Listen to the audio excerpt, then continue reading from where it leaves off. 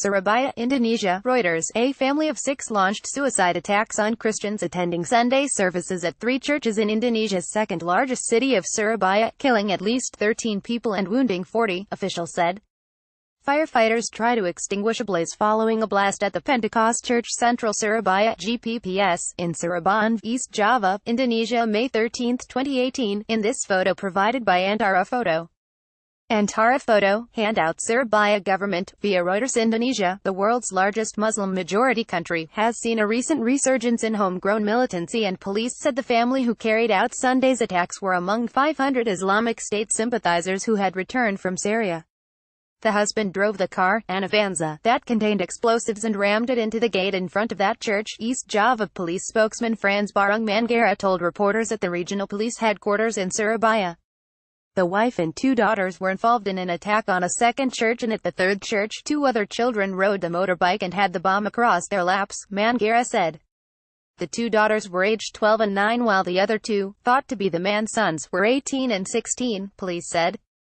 Police blamed the bombings on the Islamic State-inspired group Jama'ah Ansharut Daulah, JAD. JAD is an umbrella organization on a U.S. State Department terrorist list that is estimated to have drawn hundreds of Islamic State sympathizers in Indonesia.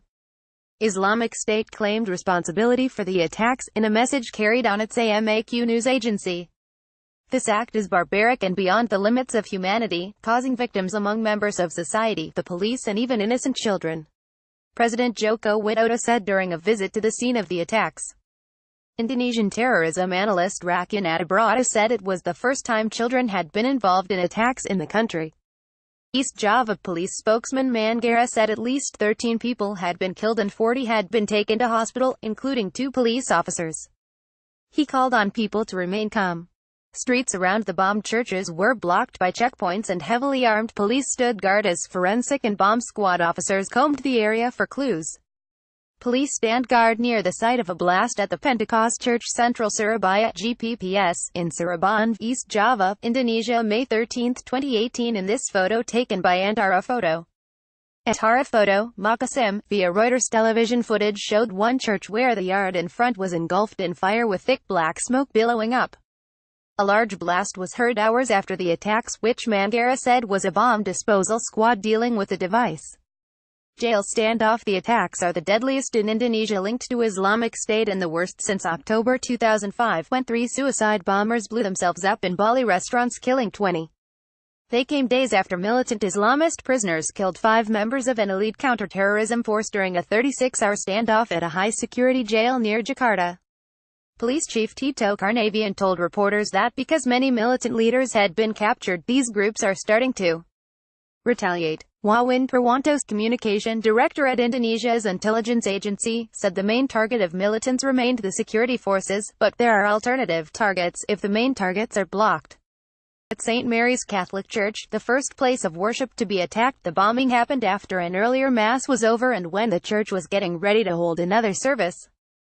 Slideshow. 9 images. Separately, an internal police report reviewed by Reuters said a suspected bomb exploded in a car in the parking lot of a Pentecostal church, setting alight dozens of motorbikes. In the third location, the Indonesian Christian church, veiled women entered the church's yard where they were stopped by a security guard before an explosion occurred at the same spot, according to the police report.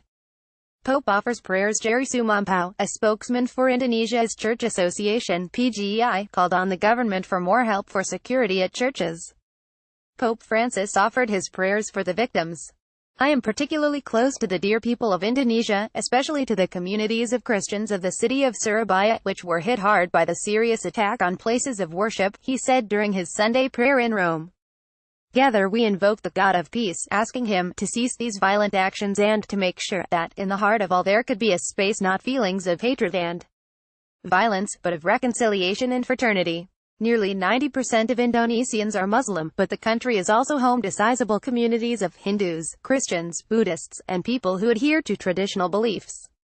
Indonesia has had some major successes tackling militancy inspired by al-Qaeda's attacks on the United States in 2001.